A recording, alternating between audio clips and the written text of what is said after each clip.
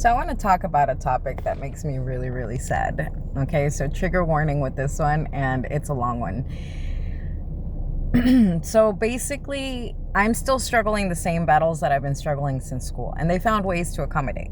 Okay, so my migraines cause me to have symptoms of dyslexia.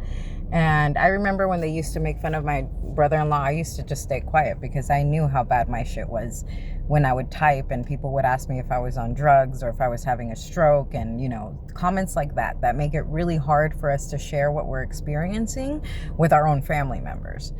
And so throughout school, and people think that I bag on my mom. When I'm talking about my experiences, my frustrations with the parenting styles that my parents had, one, they really didn't want their kids to be diagnosed. That was a thing. That was really a thing. My dad kept saying that labels would make us the issue. And I hear that. I hear that with everything that I've been reading about people believing that learned helplessness, and so on and so forth.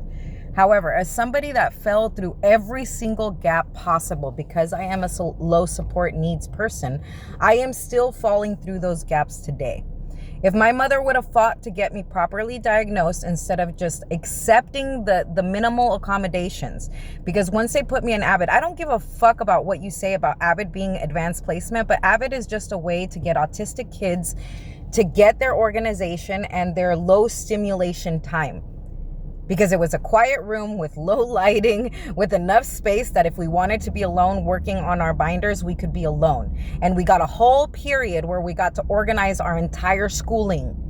And we were good at it, because if we did that, our OCD asses wouldn't be all stressed out trying to organize in class, because then we were disruptive to the class.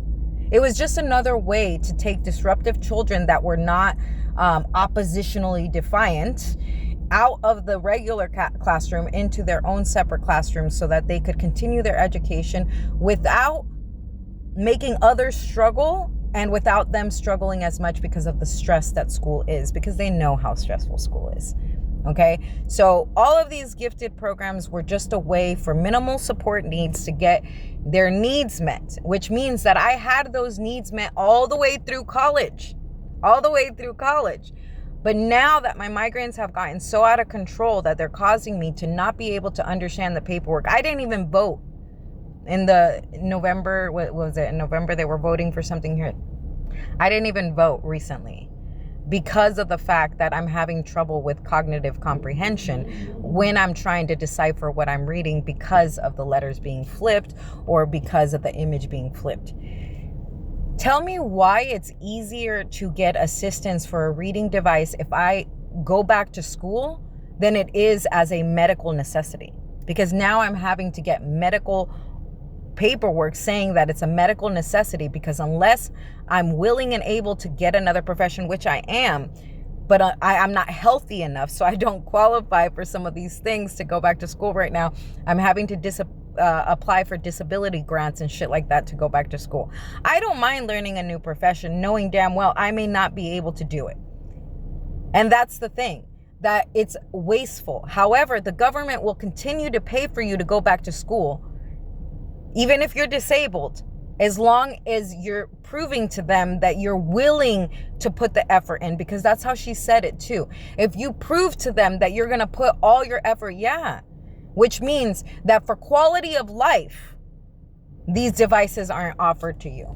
However, if you are willing to comply with society and societal rules, then that you're worth the effort. You're basically telling low support needs not to try. That's when you create those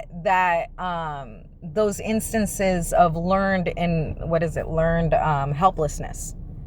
Because we are asking for help to be good members of society, which I have been doing my entire life. And my entire life, I have been denied the assistance. So it's not worth it to me. So people keep thinking that I'm talking about suicidal ideation when I say it's not worth it. It's not worth it. I literally have to do all kinds of shit to maintain my conditions before I even go out of the house. But you expect me to be at your level. We're not all starting at the start line in this race. Some of us are starting way behind the start line. And some of us are further back in that start line, but they have the accommodations helping them move further up while we're doing it on our own.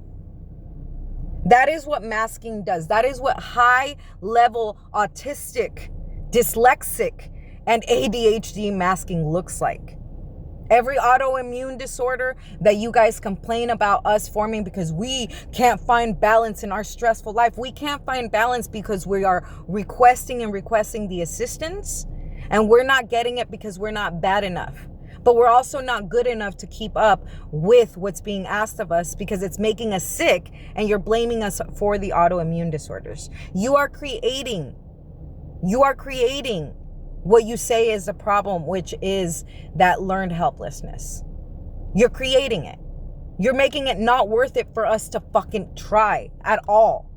And then you're saying that we're depressed because of it. I'm not fucking depressed. I love my life, but I don't think it's worth this much work. When you're willing to accommodate and have compassion and consideration for people who are high support needs, but you have zero consideration for low support needs because we're able to pass off as normal. So because we're able to pass off as normal, we don't deserve the fucking consideration and fucking compassion that others do. And that's why we suffer dehumanization. And that's why a lot of people are suicidal without being suicidal. They just go ahead and try to commit suicide without ever even trying to plan it. Why? Because you're making it not worth it. Why would we want to be part of a society that segregates us that way, that only some people get? Only if we deem you worth it, we'll invest in devices to give you some quality of life so you can be a contributing member of society. Anyways, I gotta start driving, but give me a break, okay, guys? Because what we are doing is we are creating we're breaking people's confidence and them having to prove that they're disabled enough to warrant some fucking help. That is what you guys are doing. You're complaining about people not having the confidence to flourish and thrive in this world, but you're creating that lack of confidence. Because I anybody who's been in my life long enough knows that I don't give up. I go back to school. I learn something new. Everybody makes fun of me about how many certifications I have because of the fact that my health is always getting in the way, but I always find another way to move forward. And the fact that I'm still having to prove that I'm worth the investment breaks my heart. I love you and have a good day.